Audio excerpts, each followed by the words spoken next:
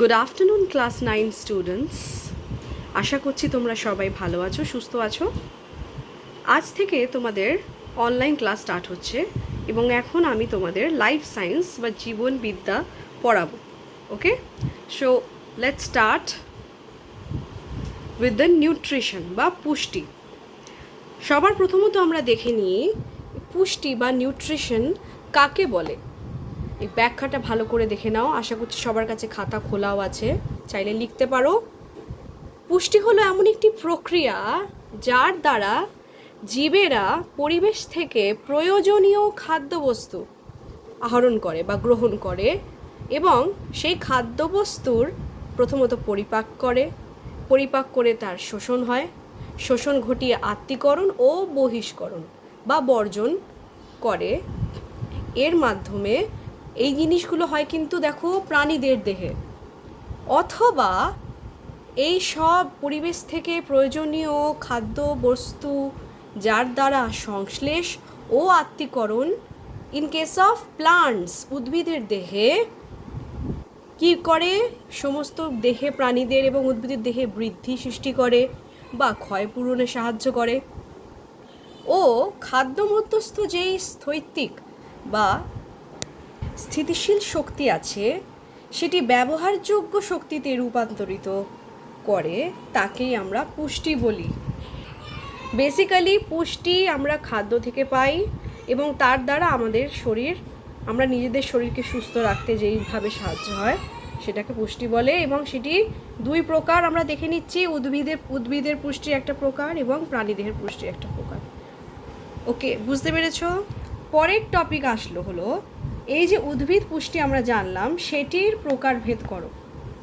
দেখে নিচ্ছি আমরা উদ্ভিদ পুষ্টি বা ইংলিশে যেটাকে বলা হয় প্লান্ট নিউট্রিশন। এই উদ্ভিদ পুষ্টিটা বড়ভাবে ভাগ করলে দুই ভাগে ভাগ করা হয়। একটা হলো স্বভোজী পুষ্টি, যেটাকে ইংলিশে অটোট্রফিক নিউট্রিশন বলা হয়। আরেকটি ভাগ হলো পরভোজী পুষ্টি অথবা হেটেরোট্রফিক নিউট্রিশন। দেখো কথাটার অর্থ নাম থেকেই আসছে, স্বভোজী। স্ব মানে নিজের দেহে, মানে যেই সব ক্লোরোফিলযুক্ত উদ্ভিদরা নিজেরাই নিজেদের দেহে খাদ্য উৎপাদন করতে পারে বা নিজেদের দেহে খাদ্যবস্তু প্রস্তুত করতে পারে কিছু কিছু প্রয়োজনীয় বস্তু দ্বারা, যেরকম ধরো জল, কার্বন ডাইঅক্সাইড এইসব দ্বারা খাদ্য তৈরি করে, যেরকম হলো সেটা হলো গ্লুকোজ বা শর্করা এবং অক্সিজেন তৈরি করতে পারে। তারা হলো অটোট্রপিক নিউট্রিশন বা স্বভোজী পুষ্টির মধ্যে পড়ে। দ্বিতীয় ভাগটা কি আমরা পড়লাম পরভোজী। পর মানে ওপর, যেই সব উদ্ভিদরা নিজেরা কিন্তু নিজেদের দেহে খাবার উৎপাদন করতে পারে না, কিন্তু অপর জীবদের দেহ থেকে তারা খাদ্য সংগ্রহ করে, সেই সব উদ্ভিদগুলো হলো উদ্ভিদের মধ্যে দেখা যায় হেটেরোট্রপিক নিউট্রিশন বা পরভোজী পুষ্টি। আবার চলে আসি এই দুটি পুষ্টির প্রকারভেদটা একটু বড়ভাবে দেখে নিই। দেখো স্বভোজী পুষ্টির মধ্যে আরও দুই প্রকারভেদ করা আছে, দুটি পর্যায়। আসলে এই স্বভোজী পুষ্টিটা দুটি পর্যায়ে ঘটে। কি কি একটু ভালো করে দেখি, সংশ্লেষ এবং আত্তীকরণ। এই দুটি কি, এসো আমরা দেখে নিই। আমাদের যেমনি শরীরের শক্তির জন্য খাবার আমাদের খেতে হয়, ঠিক তেমনি গাছেদেরও কিন্তু খাদ্য দরকার। এবার সেটি কি করে তারা তৈরি করে, যেই সব সবুজ উদ্ভিদ আমরা দেখতে পাচ্ছি তাদের মধ্যে ক্লোরোফিল থাকে, ক্লোরোফিল কোষ অঙ্গাণু।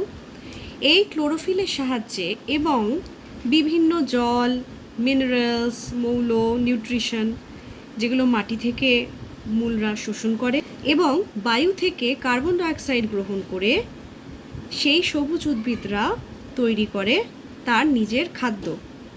এই প্রক্রিয়াটার নাম হলো সালোক সংশ্লেষণ। দেখতেই পাচ্ছি রাসায়নিক বিক্রিয়া দিয়ে দিয়েছে, 6 অণু কার্বন ডাইঅক্সাইড এবং 6 অণু জল এর সাহায্যে তৈরি হয় গ্লুকোজ C6H12O6 এবং 6 অণু অক্সিজেন গ্যাস।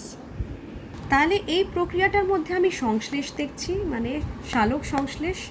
যেই প্রক্রিয়া দ্বারা খাদ্য তৈরি হচ্ছে এবং খাদ্যটা আত্তীকরণ হচ্ছে, অ্যাসিমিলেট হচ্ছে সেই উদ্ভিদে। ওকে, বিভিন্ন কারুকার্যের জন্য, যেমনি ধরো উদ্ভিদের কোষীয় বৃদ্ধি, ওকে, মূলের বৃদ্ধি, তারপরে বিভিন্ন উদ্ভিদের বিভিন্ন অংশের উদ্ভিদের গ্রোথের জন্য সেটি কাজে লাগছে। এটি হলো স্বভোজী পুষ্টির ব্যাপারে আমরা জানলাম।